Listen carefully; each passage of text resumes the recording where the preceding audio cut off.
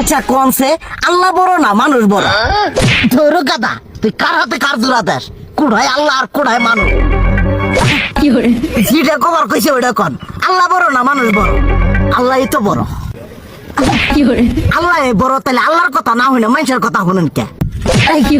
তুই কি কইতাছস? কি আর আল্লাহর কথা মানে না মানুষের কথা মানে? হ্যাঁ, কি আর মানুষের কথা শুনেন তাই না? আমনে যে ওইদিনকে ডায়াবেটিসের রোগ নিয়ে যে হাসপাতালে গেলেন, ডাক্তার আপনার কত কিছু খাবার না করলো, সব কিছু না খাই এখন চলতেছেন।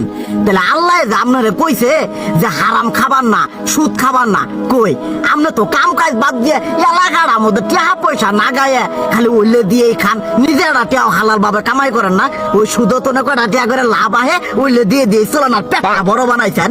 শুনেন একটা কথা কই, হারামের কোনোদিন আরাম নাই।